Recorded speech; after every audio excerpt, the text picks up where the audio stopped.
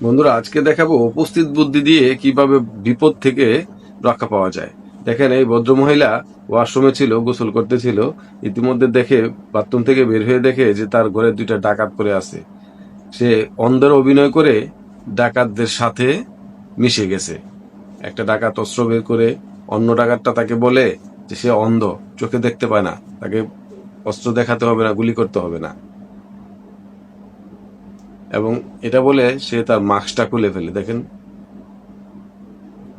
এবং এই মেয়েটা অন্ধ কিনা সে যাচাই করার জন্য তার সামনে গিয়ে হাত নাড়ে। ওই মেয়েটাও খুব চালাক, সে তার মাস্কটা খুলে ফেললো। মেয়েটাও খুব চালাক, দেখেন, চিরুনিটা নিয়ে সে মাথা আঁচড়াচ্ছে। ডাকাতটা তার পার্স থেকে তার গহনাগুলো নিচ্ছে, মেয়েটার গহনাগুলো নিচ্ছে। মেয়েটা এই ফাঁকে মোবাইলটা নিয়ে সে পুলিশকে কল করবে সম্ভবত। হ্যাঁ, পুলিশকে কল করছে। এবং সে পিৎজা অর্ডারের কথা বলে তার বাসার ঠিকানাটা দিচ্ছে। এবং ডাকাতরা একটুও বুঝতে পারতেছে না যে সে পুলিশকে কল করছে। সে দুইটা পিৎজার অর্ডার দিছে এবং তার বাসা ঠিকানাটা দিচ্ছে।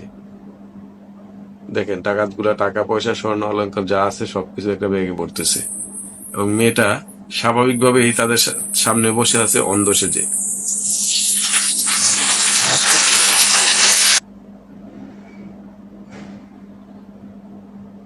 একটা ডাকাত লকার ওপেন করতে যাচ্ছে, বাট লকারটা ওপেন হচ্ছে না। তার ফোন থেকে আই কন্টাক্ট করে লকারটা খুলবে।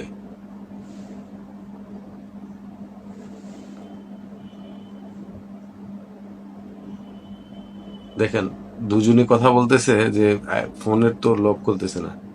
এবং মেয়েটার লক যেন খুলতে না পারে, এবং মেয়েটার চুলগুলা সামনে নিয়ে আসছে। দেখেন কত বুদ্ধি খাটাচ্ছে।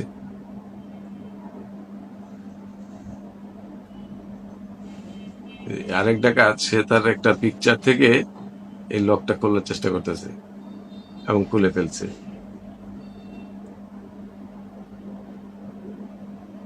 দেখেন, এই মোবাইল পাসওয়ার্ড দিয়ে বারকোড স্ক্যান করে সে লকারটা খুলে এবং প্রচুর স্বর্ণ পায় সেখানে, এবং টাকা পয়সাও থাকে অনেক। মেয়েটা কি করবে ওয়েট করতেছে, পুলিশ কেন আসতেছে না। পুলিশের অপেক্ষায় সে বসে আছে, কারণ সে সবকিছু দেখতেছে এবং তার হার্টবিট ক্রমশই কমে কমে আসতেছে। সে কি করবে এখন বুঝতেছে না।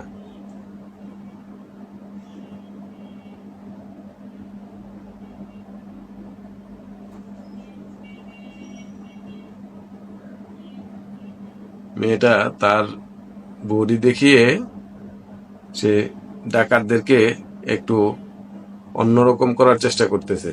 দেখেন, অলরেডি একজনের মাইন্ড চেঞ্জ হয়ে গেছে। আসলে এটা সম্পূর্ণটাই উপস্থিত বুদ্ধির কারণে হচ্ছে। উপস্থিত বুদ্ধি খাটিয়ে আপনি অনেক কিছুই করতে পারবেন। যদি আপনি ব্রেনটাকে শান্ত রাখেন তাহলে অবশ্যই কিছু একটা করা সম্ভব। দেখেন, সে আবার ওয়াশরুমের দিকে যাচ্ছে মেয়েটার কাছে। এবং এই ডাকাতটা বুঝতে পারছে যে সে পুলিশকে কল দিছে। দেখেন মেয়েটা কি করলো, তাকে স্প্রে দিয়ে অজ্ঞান করে ফেললো এবং তার হাত পা বেঁধে রেখে দিচ্ছে। বাকি ডাকাতটাও কি করবে, এই যে বাকি ডাকাতটাও আসতেছে।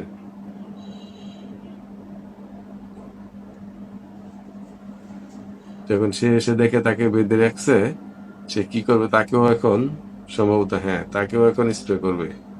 না, তাকে স্প্রে করে তাকে আটকে দিছে, একদম বাথরুমের ভিতরে দুজনকে আটকে দিছে। এখন কতটা চালাকের সহিত সে এই কাজগুলা করছে। আসলে আপনি যে কোনো পরিস্থিতিতে যদি আপনার মাথা ঠান্ডা রাখেন তাহলে যে কোনো পরিস্থিতিকে আপনি মোকাবেলা করতে সক্ষম হবেন।